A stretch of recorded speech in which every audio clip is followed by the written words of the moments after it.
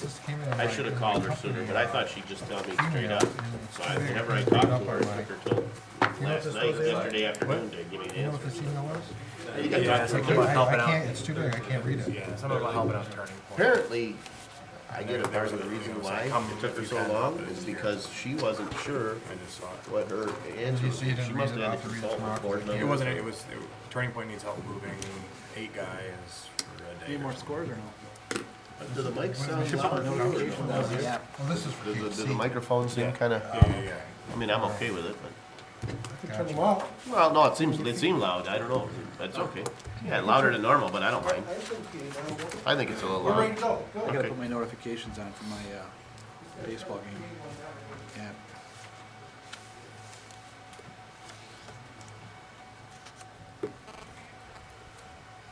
Okay. Ready?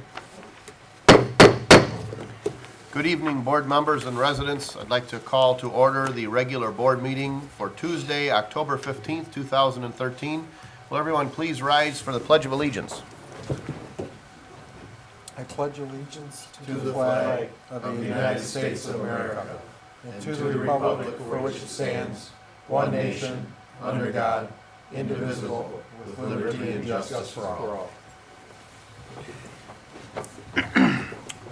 Mr. Witt, will you please take the roll call? Yes, Mr. Brado? Here. Mr. Capral? Here. Mr. Swikowski? Here. Mr. Tominello? Here. Mr. York? Here. Mr. Witt? Here. Mr. Verkest? Here.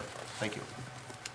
Next on our agenda is the approval of the consent agenda, including the approval of the regular board meeting minutes of September 23rd, 2013, approval of the bills in the amount of $867,799.85, approval to sell 2014 discount HCMA annual park stickers to Harrison Township residents, and to concur with the supervisor and clerk to have A&C Electric repair the sanitary sewer pump for the St. Christopher lift station. Make a motion to approve the consent agenda. Got a motion by Mr. York. Is there support? Support. Support by Mr. Switkowski. Discussion, board members? We're supposed to have the passes in the office tomorrow. There is a change in price for them. They are going to be $24. All the passes have been raised to $30, so our discount price is $24. All right. Any other discussion? Hearing none and seeing no public comment, all those in favor signify by saying aye. Aye. Those opposed? Motion carries. Next is the approval of the regular agenda. Board members, I haven't heard any proposed revisions. I'll be looking for a motion to approve the regular agenda as presented. So moved. Support. Got a motion by Mr. York, with support by Mr. Tominello to approve the agenda as proposed. Any discussion? Hearing none and seeing no public comment, all those in favor signify by saying aye. Aye. Those opposed? Motion carries. Thank you, Board. Next is announcements. The Harrison Township Public Library will be hosting Tales with Tales on Saturday, October 19th from 11 a.m. to 12:30 p.m. Children will get the opportunity to read to Patty, a certified and insured therapy dog. Pre-registration is required. All children must be accompanied by an adult. Also, a happy 4th anniversary to the Harrison Township Public Library. The doors officially opened 4 years ago on October 24th. I'd like to thank all of those who have donated to make our library sustainable. I've got an announcement here on Hallowpalooza. I go ahead and make that. Sure. So the Harrison Township Parks and Rec Committee will be hosting Hallowpalooza on Saturday, October 19th from 6 until 8 p.m. at Tucker Park. Participants can take part in a movie, a bonfire, children's hayride, cider and donuts, games, and trunk and treating, which will start at 6:30 p.m. Wear a costume and bring treats to share. For more information, you can contact Frank Capral, our trustee, at 466-1400, extension 1550, or you can send him an email, or certainly for any of these events, you can contact the supervisor's office or check our website. Just a confirmation, Mr. Capral, the Hollowpalooza is free. That's correct. Yep, but we're encouraging folks who come to bring a trunk and some candy. Yeah. Okay, And good. one other difference, just so people know, is the hayride is mainly just for young children. It's not the same hayride that we've done in the It's past. not haunted. That's correct. Okay. All right, great. Are there any other announcements? All right, we'll move on our agenda. Next is item B, a resolution honoring Josephine Mitchell. I guess that came from the supervisor's office. So I'll read the resolution, board members. At a regular board meeting of the Board of Trustees for the Charter Township of Harrison on Tuesday, October 15th, 2013, the following resolution is being considered. Whereas Josephine Mitchell has given distinguished service to Harrison Township, and whereas Josephine Mitchell volunteered her time to serve as a member of the Library Committee, and whereas Josephine Mitchell will continue to support the efforts of the Library Committee, and whereas Josephine Mitchell has shown herself to be an excellent representative of the local community through her commitment and service to the Library Committee, and now therefore be it resolved that on behalf of the residents of Harrison Township, the Board of Trustees wishes to thank Josephine Mitchell for her service to the community and to wish her long life and happiness. Is there a motion? I'll make that motion. Support. All right, we've got a motion by Mr. Witt with support by Mr. York to adopt the resolution. Discussion, board members? Hearing none and seeing no public comment, Mr. Witt, will you please take a roll call? Yeah, Mr. Witt, yes. Mr. York, Yes. Mr. Brado, Yes. Mr. Capral, Yes. Mr. Swikowski. Yes. Mr. Tominello. Yes. Mr. Verkowski. Yes. Resolution is adopted. Okay. Next on our agenda, item C1, from the Fire Department, approval to purchase the fire's scheduling software from Visual Computer Solutions for 3 years at a cost of $8,265. Chief, can you speak to that, please? Yes, sir. Good evening, board members. A little background on this request. One of the administrative challenges that we face at the fire department is with regards to scheduling and payroll. And specific to scheduling, we're currently using the same system that we've been using for many, many years. It actually involves a printed out paper calendar and individuals handwriting their names and numbers on the calendar. Likewise, with regards to payroll, we're using all paper forms. Individuals have to submit a written copy of a request for leave time. It then gets processed through the shift commander, then to the administrative assistant, then becomes part of the payroll packet, which goes to me. I approve it, and then goes to payroll. So it's a complicated system. It's time consuming, and we felt for some time now that there's a better way of handling payroll and scheduling. The challenge was finding a software program that would do all of the above for us. And so we were able to find programs that would each do an individual component, but wouldn't deliver the full package. And with this program, we've found a software program that will allow us to schedule, that will customize to our 24-hour 3-platoon system that we currently have at the fire department. It will accommodate the specific types of leave time that we utilize at the fire department.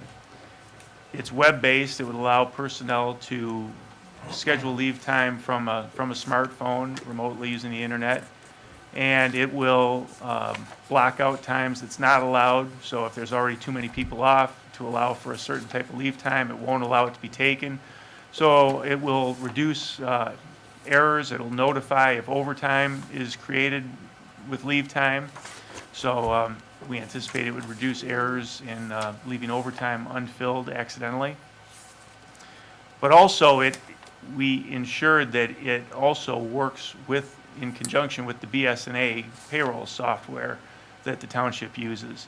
And we did that originally through the sales representative, but we took it a step further and actually worked with the IT people at both BSNA and VCS, had them actually get in touch with one another to ensure the compatibility. Because what we want is a seamless system that goes from the scheduling of leave time from the employee through to the shift commander to ensure that there was proper staffing for that day, through to payroll with Kelly, and then to me, and then on to the accounting office. So we've found a program that delivers all of that. It would be client hosted on a cloud type system. So it would ensure for 24-hour reliability of the system. If there were problems locally here at the fire department with our internet connection or server, we would still be able to utilize the program off-site and get access to scheduling data. And so what we then did, realizing this was a program that would work for us, is I hosted a meeting at the fire station with Mr. Witt and Mr. York, and then the deputy supervisor came. Mr. Burkest had a scheduling conflict, where they did a webinar, sat in on a webinar with VCS, where it guided them through the entire program as well. So they got to see firsthand what we're trying to accomplish with the program. So I think coming away from that, we were all once again impressed with the program and what it can do for us. We think it'll significantly improve and streamline our operation administratively. So one of the questions that Mr. Witt had was about any type of guaranteed pricing, and that's why I'm proposing a 3-year package that would include locked-in pricing for the 3 years, and by also purchasing the 3 years up front, that also included the 5 days of online training for the department as part of the price, not an additional cost for training. And so I'd be happy to entertain any questions regarding the program. Make a motion to purchase the fire scheduling software program from Visual Computer Solutions for a 3-year period to include 5 days of online training for a cost of $8,265. There's a motion by Mr. York. Is there support? Support. Support by Mr. Tominello. Discussion, board members?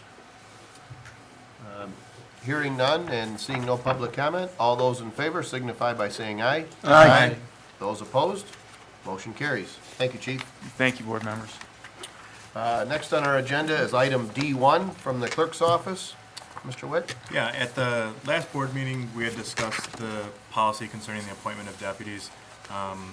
This was designed to create a procedure for bringing a new deputy on board and making sure that they're qualified and that we've looked into their background to make sure we're bringing on somebody that will be a good steward of the township. So after the suggestions from the board, our township attorney made some adjustments to it. That's what's here before you. There were some additional changes that were made after the board packets went out, so you have that hard copy here in front of you.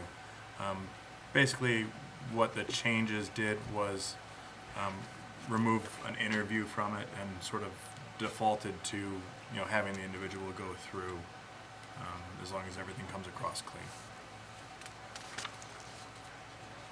Make a motion to approve the revised appointment of deputies policy 2.42. Support. All right, we've got a motion by Mr. York with support by Mr. Swikowski to adopt the policy as presented. Discussion, board members? The updated version.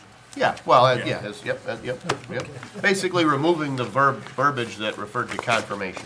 That was what we'd remove, because there was I suppose there was a thought that confirmation implies something, somewhat of a process different than what the policy was intended, so.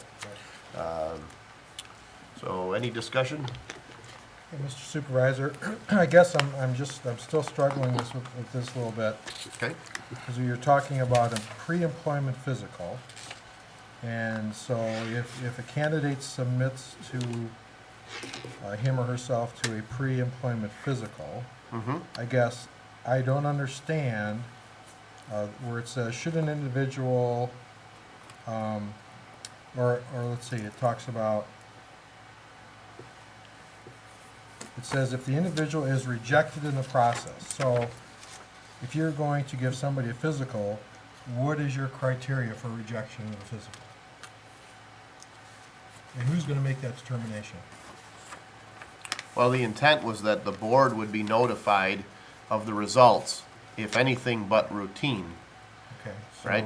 so say It you would have a be- candidate that has leukemia, you're going to reject him because he has leukemia? No. What is that criteria? To me, That's the That board, just- that's the board's decision, though. This policy is not saying that, it does not define what rejection is. The policy is that it these. does, it does. Well- It says that, should any individual refuse to submit, okay, or is it rejected in the process? So if I go for a pre-employment physical, Yep, who is going to say I'm rejected because of? this board. So you- some type of Only this physical board ailment? has that If there's authority. something that would come out that's out of the ordinary, it would go to the board, and if any member of the board would like to bring it up as as something to. I just don't think the board should be rejecting people because of a physical. Well, we can. Well, that But- gets into that- HIPAA too, doesn't it? But ultimately, then, at that point, as opposed to us trying to say, what could all the possible combinations be? What we're saying, all this policy is saying is that, say, candidate A happens to go through, passes everything, has no issues with their physical, with the drug screen, no issues with their background check. Board says, hey, we notify the board, the guy is clean, everything's good. Candidate B goes through, and anything on there is not routine. The board is notified, and the board has that option to decide whatever that is. Certainly, we can find a case, like you said, that might sound extreme, or to say, well, this person has a physical ailment or physical disability. Well, I don't think that would be a reason to reject them. But Or- ultimately, the board is going to be notified if something isn't routine. If it, primarily, we're talking about a drug screen I and a get it, criminal but- background. I don't even think much in a physical would qualify as something that's not routine. I mean, there's not. First of all, any information on a physical is PHI, protected health information. We can't even look at it. Right. So why would that be in here? I just makes no sense to me. I'm not sure that I follow you. Anything in a physical is considered PHI, which means that you can't look at it. Well, then why would we give pre-employment physicals? I don't know. Well, I don't know. You do it now because of a case of liability. Yeah, but I mean, it's like any employee, if you're gonna hire, someone says, this guy's got his back screwed up so bad. You gotta remember, if you hire him, you hire him with that condition. correct. Right, The right, first right. day he comes back and he says, oh, I slipped, guess what? You ate him. Right, So but I why- can't see where I can ask someone to submit to a physical, but I'm not allowed to know the results. I'm struggling with that. I believe that's PHI and. Well, we look at. I mean, You have we to get- remember that this board is the employer, and that's what gives this board the right to review that information. I still don't agree with, because you have no criteria for rejection. Well, and- But I don't want to define it. Well, Mr. Kirk, does the American Disability Act prevent us from a pre-employment physical? Well, I think anybody applying for it will give the okay for you to review that. It's not something that's private. Okay. so. They when usually they sign go it when for it, they- there's a release that they sign.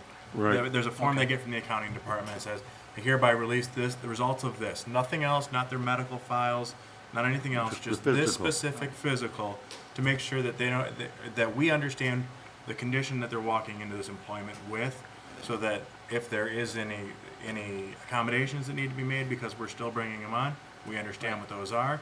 Or if 3 weeks down the road, like Mr. Swagowski said, all of a sudden they say, oh my God, my back exploded, we can go, you know what, when you did your pre-employment physical, it showed a history of these surgical operations, and that's why we do it for other employees, is so we have that. That So process of heavy lifting submitting, in a deputy position though, it's just a desk job, so right.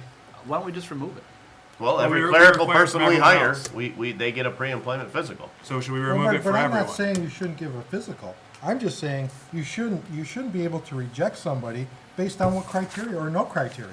Well, we So can you're gonna remove that say, from well, the because we the don't, rejection because you got process. diabetes, so you know what, that considers, I'm gonna reject you, because I don't wanna have to worry. That's where because- you get sued. Because my health, well, that's what I'm saying. I agree. So I put it in there. Right, but Becomes you're, too arbitrary. Mr. Tominello, just if you pause for a second, the purpose of that last sentence in this procedure is to say that if this board chooses to reject employing someone, the elected official may still select the person as a deputy with no compensation. In other words, you're getting hung up on the rejection. The process is saying this board has a responsibility to choose people. If someone And again, you're choosing one version. The scenario that we used when we drafted this policy was to say if someone chooses to appoint a deputy, and they have a criminal background, they've been convicted of embezzlement, wouldn't this board want to know that information and say, I'm not sure that I'm comfortable employing that person? In my opinion is, I Different don't think, criteria than health. Okay, I but don't would you different reject criteria that than person? health. Would you reject that If person they for had a that? criminal background, absolutely. All right, what if they tested positive for heroin? Well, then that would be, yeah, but So again. my point is those are reasons to reject. If the person comes in and they say their left arm is longer than their But right, you're I don't not- think but that's you're a not- reason to you're not- reject. Well, but what is the reason? So it's very subjective.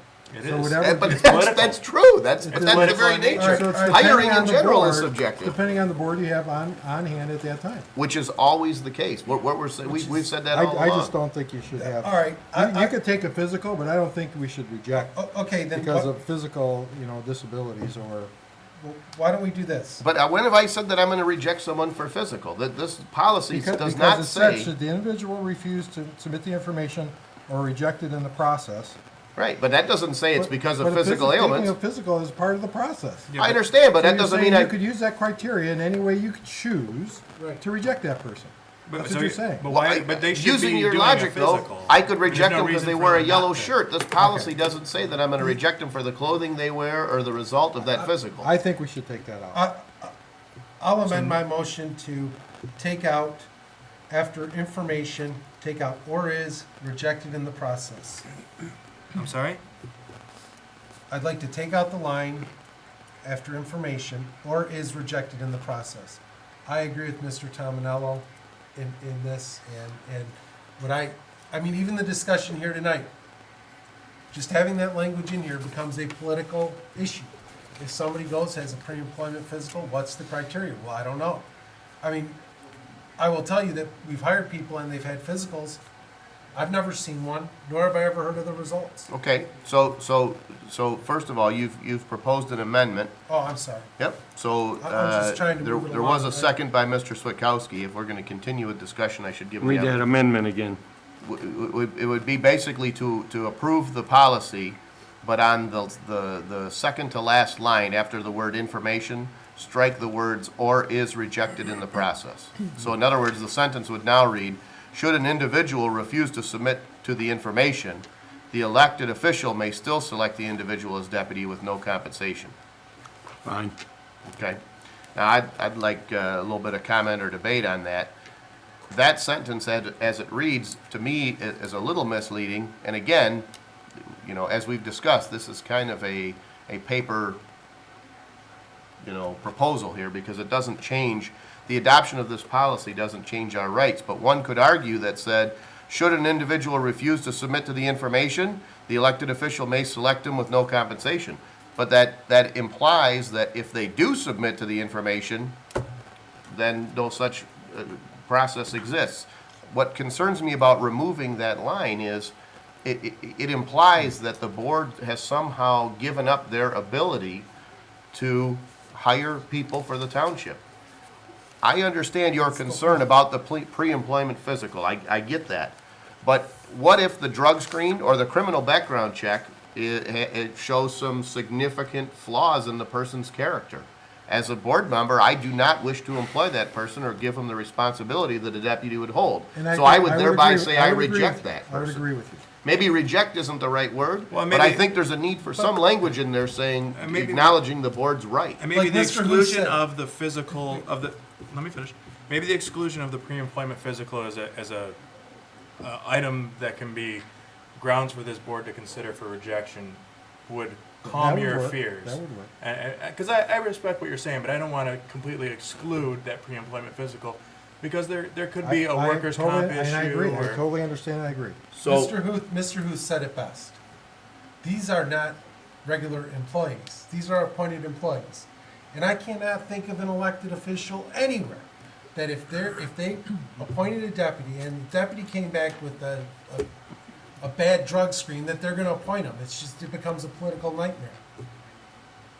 I mean, think about the context we're talking about here. That's exactly what Mr. Huth said. No, but- If any of these items came back, because I brought that up, before you brought it back to the board, and it became a big old circus and your name's in the front page of the paper, obviously the person would just withdraw. It would never come to this board. But you don't know that. So I But, think the yeah, board, Well, I know I the would board do has to protect itself as well. But we're not, I don't think anybody's debating the drug screening or the criminal background check. Right. I don't think anyone's debating I think that. you So I wanna think it was include just that a in pre-employment physical. So how about, So why Results why of the don't we, criminal why don't screening you and do this then? drug check. Why don't you leave it the way it is, remove pre-employment physical from that paragraph? correct. Add another sentence at the bottom that I agree with says that the candidate must submit to a pre-employment physical, and just leave it as that. Right. I believe treating drug screen and criminal background checks separate from the pre-employment. Yes. So in other words, what we'd be saying is our criteria is you must submit to all three, but we're saying we're gonna treat the drug screen and criminal background check with that rejection. I would think term. that would work. I So- mean, you could say that, So in light of that, I mean, is there any value to, because we're in no hurry to do this, we don't anticipate a change in any deputy anytime soon. Could we take that language back to the attorney and revise that before we take any action tonight? Is there an interest in doing that? And I guess that would be up to Mr. York and Mr. I'll Switcham. rescind my motion. All right. All right. We really don't have to take action to say that we're gonna take it back to the attorney, right? So how about if we just do that? Table it? Yep, and we'll But bring we it have- back. We have motions, so we have to. he would He just He withdrew it. his motion. Right, right. It's fine, it's good. All right, so we see, and I think we understand, the pre-employment physical needs to be isolated from the drug screen and the criminal background check. The Absolutely. first You one is still- not you as still want the objective. person to take that, Yep, Yeah. yep, right? That's right. But you don't want to reject because of that. yep, no, that's all good points. All right, next on the agenda, item E1, approval of the Smart Municipal Credit and Community Credit Contract for 2014. If I recall, this was the one, was this the document where the scan was different than the, where the document that was scanned it just had a little error. had an error in it, separate from the hard copy that went out. So I will read the appropriate one. I just think one of the documents that was scanned electronically came out funny. Attached is the municipal credit and community credit contract for fiscal year 2014 between SMART and the Charter Township of Harrison, along with the necessary backup material to receive these funds. These credits help to fund our Dial-A-Ride, shopping shuttle, and summer shuttle services. To receive our credits, the board must approve the signing of this contract. For fiscal year 2014, we will receive $24,168 in municipal credits, maintaining the same funding level, and $57,950 in community credits. I would recommend a motion to approve the Smart Municipal Credit and Community Credit Contract for fiscal year 2014 as presented. I'll add, it is the same level of funding from 2013. We were initially informed that, I think it was supposed to drop by 17%. I don't remember exactly the number, but I know it was, there was a prediction that it would drop. Smart was able to maintain the funding for 14, the same as 13. Supervisor, I'll make that motion as stated. All right? Support. Got a motion by Mr. Tominello, with support by Mr. Capperell to approve the Smart Municipal Credit and Community Credit Contract for And I- fiscal year 14. I know part of the reason that got restored was a large part due to our delegation there in Lansing, working hard for us. I know Representative Forlini and a couple of the other Macomb County delegation was really involved in getting that through to restore that. Yeah, there was a budget cut, I think, that was snuck in, and the concern was that it would impact Smart Shuttle, so. Discussion, board members? We'll open up, no? All right. Well, there's no public comment on the floor, so we've got a motion by Mr. Tominello with support by Mr. Capperell to approve the Smart Municipal Credit and Community Credit Contract for fiscal year 2014 as presented. All those in favor signify by saying aye. Aye. Those opposed? Motion carries. Next is item E2 regarding PA 152. Board members, Public Act 152's renewal date is approaching, or we should say the opt-out provision. To summarize, Public Act 152 mandates that employees, public employees pay 20% of health care funds or fall under the hard cap, which is less than what the premiums are for our employees. This board has approved contracts with all three bargaining units that include healthcare benefits that slightly exceed that hard cap. Therefore, I recommend a motion to opt out of the provisions of Public Act 152, effective for year 2014. Discussion or a motion, board members? Well, like I voted no on this last year, and I will certainly, I know in our family, like being a public school teacher, we follow PA 152 through the school system, and, you know, it's the law, and it seems reasonable, $15,000, I pay all the extra on that. Yeah, but at this point, we have locked contracts. So we have to meet those obligations that we've already said. So I'll make a motion to opt out of the provisions of PA 152 for year 2014. Support. We've got a motion by Mr. Witt with support by Mr. Tominello to opt out of PA 152. And I just want to expand. I agree with you, Darren. I mean, but we have contracts that are on paper. We have to honor them. I mean, that's where we are right now. Okay, but when we were doing, PA 152 was not, we knew PA 152 was going on when we were negotiating those contracts. Not all of them, one of them. And we argued about that, and we're in another contract negotiation, and that'll happen, however that happens, it happens with the firemen. But, you know, don't use the contract as the excuse, because we knew going in that we would have to opt out when we signed that AFSCME contract. I think We that. knew that, you went in with your eyes open. Sure. I think the argument would be made that the decision was made, not today, but the decision was made, Right. you know, a year ago when we approved a contract that Right. didn't conform to PA I mean, this 152. That This was is a my- mechanical action that we are forced to do because of the actions of a prior board. I wasn't on it. I can't respond to that, but moving forward, Oh, we you have to do were. it. That's right. So, Yep. All right. Any other discussion, board members? Well, then I apologize, Adam. That's all no right. problem. I forgot you were not on the board negotiation. All right. If there's no other discussion, we'll open up the floor for public comment. Bill Servia, resident. Couple of things. First off, I believe Mr. Witt is incorrect. This contract for the fire department expires December 31st of this year, does it not? So, you know, there's no reason at this time that you have to do that. Ultimately, you may end up giving that as a benefit to the fire department, but I don't see any, I can't understand why you would give up a negotiating chip right now. You know, you're in the process of negotiating, my understanding is, why would you do this at this point in time? You still have time till before the end of the year. It makes no sense to me. And just because AFSCME and some other union maybe has it, that doesn't mean that the fire department necessarily has to have it. You're in negotiations. As it was stated back in April, something has to happen with those negotiations to get $480,000 out of there. Of course, now that the $500,000 is passed, I don't know that you're gonna do that anymore, but that's the right thing to do. So I think it's the wrong thing to do at this point in time. Thank you. Thank you. Seeing no other public comment, we'll close the floor for public comment, move back to board comment. It is worth noting that the AFSCME contract is in place through December 31st of 2014. We'd either have to opt out of PA 152 by the end of this year, or as of January 1, we would be either in violation of PA 152, or if we impose PA 152, we'd be violating the contract that we signed a little over a year ago. So I understand the residents' concerns, but again, as we stated, the need to opt out of PA 152 was a decision that was made by the majority of the members of this board last summer.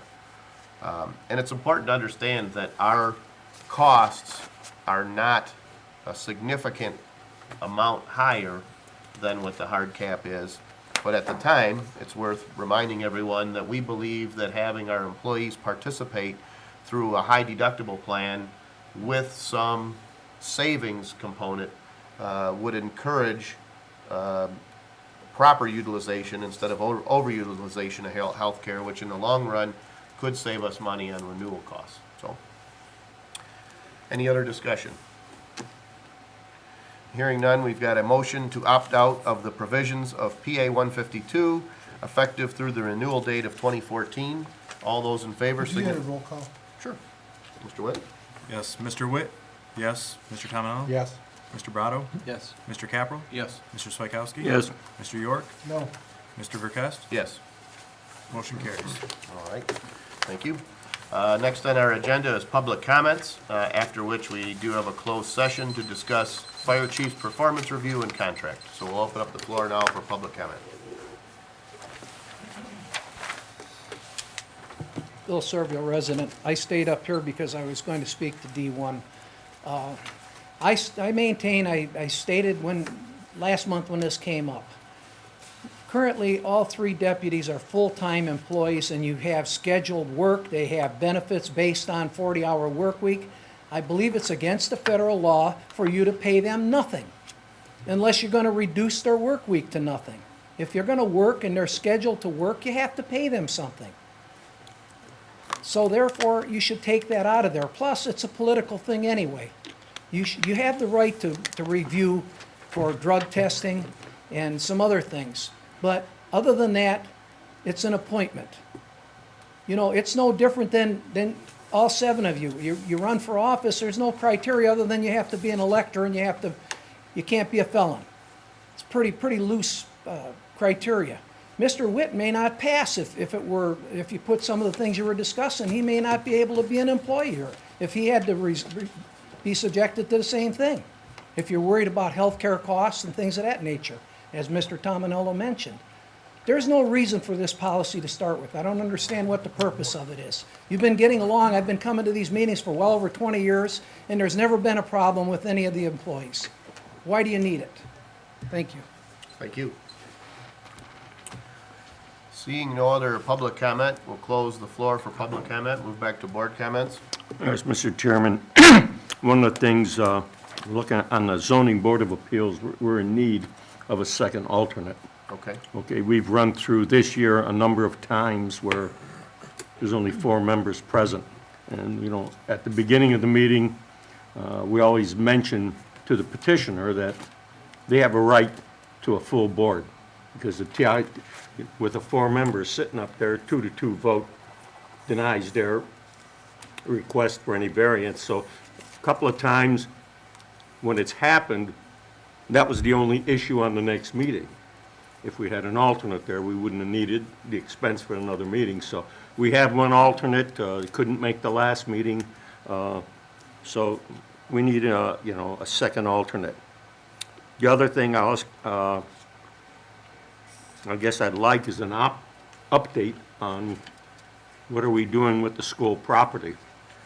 I'm hearing stories from people all over, and honestly, I don't know what's going on. And I feel kind of embarrassed that some of these people seem to know more than a member of the board. Whether it's true or not, I don't know, but I think, the board needs to know where we're sitting at this point. Okay. I can address that if you'd like. Certainly, Sure. we can look into the second alternate for the ZBA. Relative to the school property,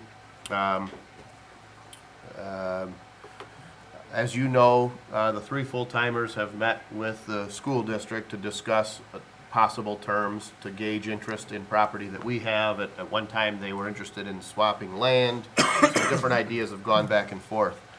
Since that time, our township engineer, Dave Newmer, came forward and explained that his company, Wade Trim, has a partnership with a firm by the name of Cunningham Limp. Cunningham Limp is a architectural construction type firm, but they specialize in repurposing old buildings. And initially, when we discussed the cost and the terms, one of the questions that the 3 of us shared is what costs beyond the initial acquisition would we face in getting into that building? Is it gonna cost us $10,000 or $10 million to make that building the way we would need it? So we began, actually, I'm backing up a step, we began by asking Wade Trim. They contract out building services. Dave Newmer gave us one of his guys to go walk through the building, and the guy said, this is beyond the scope of what services I would be able to provide. I'm not good at estimating that. Cunningham Limp came in, made a presentation. They proposed going through and coming up with a cost estimate, which they did. And then from that cost estimate, they gave us a list of things to do, if you will, for proper, how to proceed, what steps were involved. One of those items was, they referred to a red book, basically an acquisition of a document that's maintained in most public buildings, especially public education buildings. Because the building is old, through the years it's had asbestos and different construction materials that now are considered unacceptable. Through the years, the federal government's made grant monies available for remediating some of those things. And in order to qualify for those grants, you have to maintain certain records. So Cunningham Limp said, one of the things you should do is meet with the school district and find out what has been done to that building. That was one of the steps. They described that in a lot of older buildings, sometimes you do soil boring and environmental testing. They acknowledged that a school building that was in a primarily rural or then residential area isn't necessarily the typical 80-year-old building that they might deal with. A lot of times they're dealing with old buildings that are in industrial areas or downtown city areas that may be repurposed from a factory to now, a condo or office buildings that are going to be fixed up. So their environmental concerns were a little less. There were a couple other things. And then they said that in order to do some of these studies, and there's a couple different things, they estimated roughly about a $10,000 figure of due diligence, title search, title work, things like that. They explained that we should propose that to the district. If that cost is estimated at $10,000, propose that we have, I don't remember the document, but basically an agreement where we would go into this saying we're going to perform this work, we're going to share in that cost. If it was $10,000, we'd agree to, one of the proposals was to agree to split it 50-50, and if we opt not to purchase the building, they would own that study. So we'd contribute 5, they'd contribute 5, do the study with the expectation that we would continue forward. Obviously, before we would do that, we have to bring that back to the board. Right now, we're in the process of determining what records do they have that they need. I'd take that back to Cunningham Limp, get some kind of an estimate from the law firm to write up agreements, so on and so forth. Basically, how to proceed. And at that point, then we would move forward. And they also gave us an estimate. A lot of it was ranges. I'll say they had a lot of great ideas. The fellow that walked through the building is an architect, and with the floor plans that we were able to give him, he gave a lot of pretty good ideas on how that building could be sort of repurposed. And then, of course, some of these things are necessities. You have to recertify the boiler. Some of them might be phase 1, phase 2. He suggested that you might put a driveway around the building, for example. Probably at one time that building had a bus loop that circled it or came across the front. If you look at the front of the building from Jefferson, there's the original structure, and as you pan to the right or sort of to the east, you can see that there's an addition, and that addition has an alcove, which was probably an entrance that was added later. That entrance happens to be right adjacent to the boardroom that's in that building. So one of the things that was proposed was if you did put a driveway and a loop there, you could have an alternate entrance, and say for board meetings or for public space for public groups to meet, we could secure that area separately with gates or whatnot. There's some restrooms outside the door. Put an alternate entrance there, and you could have parking right up front. Maybe you wouldn't have to do that initially, but that's something that could be done along the way. There were other details, but the point is they'd made that proposal. I believe when they came in to present that proposal, I believe you were not available. I believe I didn't Mr. even know about it, so Yeah, I don't Mr. remember anything about it. So Yeah, well, you were invited to the meeting, and Mr. Witt I'd like to said see that email because Yeah, you were out that day and couldn't make it. Yeah, you were aware of the meeting, but you said, well, that's all right, I don't need to see it. I mean, that's what occurred, so. But anyways, that's the update to date. So right now, we're working with some of the maintenance folks in the administration office to determine whether, in other words, we can't say to the school, yes, we want, or no, we don't want to purchase it, until we know that this board can afford it, and that this board is aware that it's a good deal or not. And so that's what we're trying to determine. So hopefully in the near future, we'll be bringing back an agenda item saying, board, do you want to proceed with this due diligence? these three steps could cost 10 grand, again, an estimate of which we agree to split 50/50 with the school. I with thought them Dave ultimately- Newmer already talked to us about that. It could be. I think he was at one of the meetings and he discussed doing this. Okay, So, it could be. I I don't remember that. recall. I've been dealing with it for a while, but that could be. So that's where we stand today. All right. Any other board comments? we still haven't scored yet. No. Well, that's not. That's my comment. Yeah, well, hopefully we still can 1-0. fire up the TV in Still closed 1-0. session. Yeah. All right. If there are no other board comments, I'd be looking for a motion to move into closed session to discuss the fire chief's performance review and contract. So moved. We've got a motion by Mr. York. Is there support? Support. Support by Mr. Tominello to enter in about 8:50? I'm sorry, 7:46. Yeah, you didn't talk that long. No. Good discussion? Hearing none and seeing no public comment, Mr. Witt, will you take a roll call, please? Yes, Mr. York, Yes. Mr. Tominello, Yes. Mr. Brado, Yes. Mr. Capral, Yes. Mr. Swakowski. Yes. Mr. Witt, yes. Mr. Verkowski. Yes. No, it's 2-1, right? No, game over. Game over. It's not pitching. Well, that's a good question. It's they won 2, we won 1. Yep, yep. Yep. Yep. We're gonna clear the room first and have a Couldn't get any, conversation. couldn't get any hits. They just couldn't bang with the crap. Not today. And Well, it's not the first time though. the first inning, they hit well. You know what I mean? They didn't put a run across, but they didn't put bat on the ball. So Boston's got 2 wins? Yeah. Yeah, I could tell.